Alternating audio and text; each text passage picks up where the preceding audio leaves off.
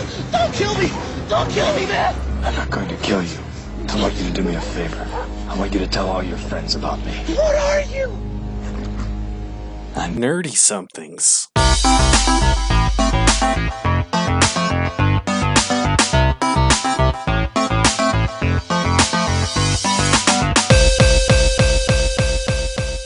Welcome to the Nerdy Somethings podcast. I'm your host, Rob Flanoy. Well, we made it to the new year. I hope everyone's been able to stick to their New Year's resolutions. I know I have. Every New Year for like the past few years, I've wanted to lose some weight, and I'm happy to say that I'm already down 5 pounds, thanks in large part to waking up on January 1st with diarrhea. So my new Year's resolution is to no longer share beverages with my 2-year-old son, whose own New Year's resolution is to no longer put his hands in his mouth immediately after touching any and everything. Since I'll be regaining those 5 pounds back here pretty quickly, my real New Year's resolution is to continue working on this podcast and nerdysomethings.com, which I launched on my birthday. It's a work in progress, and the format of the site will probably change as I focus more on original content for the rest of the year, but it's been a lot of fun putting it together. One of the articles on the website is about how I've been wanting to play Dungeons & Dragons for a few years now, but for whatever reason haven't been able to. To feed my curiosity, I was looking up gameplay videos on YouTube and discovered this show called Critical Role, and I've basically been obsessed with it for like the past couple of months. Critical Role is basically a group of voice actors / friends who play Dungeons & Dragons live every Thursday night. Every episode is like 4 hours long, but engrossing. Depending on how geeky you are, you may or may not know them by name, but have most definitely come across their voices in various games and anime. The cast has done voices for Dragon Ball Z, Thundercats, Overwatch, Elder Scrolls Online, the new Spider-Man game, and it's really fun to watch them play because they use those voice talents to really get into their characters. One of the things I find most interesting about the show is that it's organic. Before it ever became a show, they played at home for like almost 2 years before Felicia Day, founder of Geek and Sundry, heard about it and suggested they stream it on her channel. And now it's just this huge thing. It's funny because I look back at the cons I attended, where they had appearances, and I never went to see them because they weren't even on my radar. Instead of going to one of their panels, I was probably kicking around the main halls taking pictures of the black and blue Rangers from 30 feet away. It's weird because the same thing happened with Game of Thrones. Yeah, I went to Kamikaze one year, and Brienne of Tarth and Theon Greyjoy just sitting there all by themselves, and I don't even take a picture because I hadn't started watching the show yet. Then a little while later, I get sucked into the show, and I'm like, oh crap, I would have totally been fanboying like crazy had I only known how awesome they were. Anyway, Critical Role, amazing show. Check it out if you haven't. Makes me want to play D&D even more, but at the same time, I feel like they've sort of ruined it for me. It's like if you've never played Cops and Robbers and someone says, check this video out, and it's Robert De Niro and Al Pacino, maybe a little Val Kilmer improvising scenes from Heat, and then they say, see how fun that looks? Now go play Cops and Robbers with these dorks over there. Those dorks may have good intentions, but they're not De Niro. They're not Pacino. They're not the Allstate guy. There's just a level of expectation that wasn't there before, and my personal philosophy regarding expectation is that the lower it is, the higher the reward. For example, there was a classic board game that I never played until I was 30. I always had a mild curiosity about the game because of its notoriety. Some claim it's dangerous, others describe it as downright evil. Talking about the Ouija Board, folks. Now, despite my mild curiosity, my expectations remain firmly on the ground. If you don't know, here's the whole premise. You have a board with letters and numbers on it, and the words yes, no, and goodbye. You're supposed to put your hands on a heart-shaped piece called a planchette, sits on top of the board, and concentrate. You ask the board questions, and the board answers by moving the planchette under your fingers. There are no batteries, no magnets. It's just a cardboard and plastic portal to the underworld sold by Hasbro to children. In my mind, there can only be 2 explanations. 1, nothing happens, because nothing should happen. It's just cardboard and plastic. And 2, someone's moving it. That's it. I never felt the need to go out and test these theories. These theories were never challenged until I went to grad school. Let me paint this creepy picture for you. Goddard is a small liberal arts college in Vermont. If you've ever seen The Village, that's what the campus looks like. It's in a clearing in the woods. There's a big creepy house called the Manor. It's supposed to be haunted. There's a barn in the middle, couple of surrounding buildings, and then about a half dozen cabins spread throughout the rest of the clearing. For my writing program, every 6 months I'd fly to Vermont, stay in one of the cabins for like 10 days, attend workshops and meetings with my advisors, then fly home and correspond with an advisor for the rest of the semester. The director at the time was a guy named Paul Selig, who not only ran the program, but was also a psychic slash channeler. He's written 4 books, not personally, but transcribed from spirits speaking through him. He holds seminars around the world where you can hang out with him for $500, watch him channel spirits through his body. Or you can just look him up on YouTube, Paul Selig channeling. You will not be disappointed. So my first semester there, it's a creepy campus, creepy director, but the good thing is that at night, after all the workshops are done, everyone just gets wasted. So after a couple of days, I'm hanging out with these girls in my cohort. One's from Rochester, others from Cincinnati. I don't know where the third girl's from, but she's a witch. We're just drinking, getting to know each other. And the witch says, "Hey, by the way, there's a Ouija board in my cabin." Rochester girl nods, says, "Yeah, we should play." Cincinnati is like, "Yeah, that'd be fun." I'm like, "Let's go right now." The witch is like, wait, let's do it right. Tomorrow night, we won't drink. I'll go into town, get some supplies. We'll invite a couple more people. I'm thinking supplies, but whatever. Sounds like a plan. So the next day, we casually start inviting other people to join us that night. At lunch, I spot this hot blonde girl who's also new but doesn't really talk to anyone. So I'm like, "Hey, hot blonde girl, you should come play Ouija board with us tonight at the witch's cabin." Hot blonde girl tells me she's actually also staying in the witch's cabin, so she'll already be there. She also says she has a name and it's not hot blonde girl. I'm kidding. I'm actually not going to use anyone's real name because I think people still feel weird about playing or being associated with the Ouija board, so anonymity. Anyway, hot blonde girl's going. I invite this older photographer guy. He says, "Oh, I would, but I'm going to go try and sneak into the manor tonight, try and take some ghost pictures." So that's creepy, but who am I to judge? I just invited him to go play Ouija board. So that night, I go to the witch's cabin. There's like 10 people in there. It's all smoky because they're burning sage.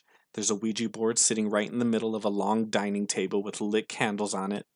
I spot hot blonde girl, go stand next to her. I'm trying not to giggle because everyone's pretty serious and this is a lot more elaborate than I originally thought it would be. After a few minutes, the witch tells us to gather around the table and hold hands. We hold hands. She says this little ritual prayer protecting us from evil, only inviting the good spirits in. After the prayer, since there's like so many of us, we divide the group in half so that only 5 people touch the planchette at one time. She tells us that we all still have to keep physical contact with each other, though, so those of us not touching the planchette must hold on to those that are. Hot blonde girl's in the first group, and I immediately make sure to lay a hand on her. I mean, it's the rules. So, so the witch starts asking if there are any spirits present that we can speak to, and nothing happens. After about 5 minutes of this, I start cracking some whisper jokes because I knew nothing was going to happen, and this whole thing is ridiculous. I see the witch give me the evil eye a couple times. She keeps redirecting everyone to focus and or relax and just let go, which I also find ridiculous and contradictory, unless, you're like hunting deer or something. So anyway, after about 10 minutes, she decides maybe we should switch the group up. So I sit in with 4 new people, put my hand on the planchette. We start the whole thing up again. She starts asking again, and nothing happens again. I start giggling again. And then I start to feel guilty. Like me not taking this completely serious might be having some sort of impact on our attempts at reaching the spirit world. I compose myself, take a deep breath, and just let go and focus. I let go and focus at the same time. And after about a minute, the planchette starts moving. I look down, and this thing is slowly making figure 8s across the Ouija board. Everyone starts getting excited. I start looking at the people holding the planchette with me, because in my head, it has to be one of them moving it. There's an older nurse lady, a dude with a high voice, chick from Atlanta, this girl from Colorado who seems so much younger than everyone else. I initially thought she was some sort of teenage prodigy. Anyways, chick from Atlanta and teenage prodigy are both looking at me suspiciously, and I suddenly realize that they probably think I'm moving it since I've been cracking jokes all night. It's not me, I say out loud. Meanwhile, this thing is really picking up speed on the Ouija board. Witch starts directing everyone to calm down.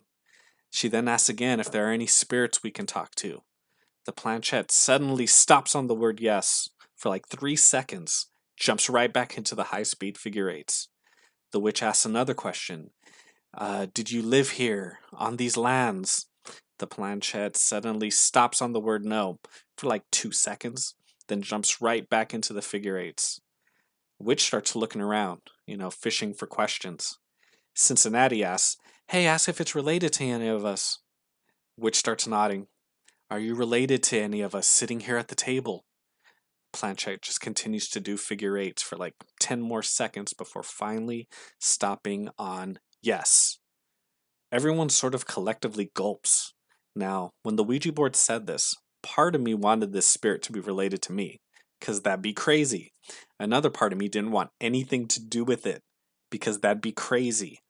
Also, when you're playing, you can't help but think of people you know that died. So this whole time, I keep thinking about my great-grandma and how, if I actually made contact with her, how disappointed she'd be that I was playing with the Ouija board. Like, Robert, what are you doing playing with this Ouija board? I told you to never do this. Stop this instant. Pray to Jesus for forgiveness.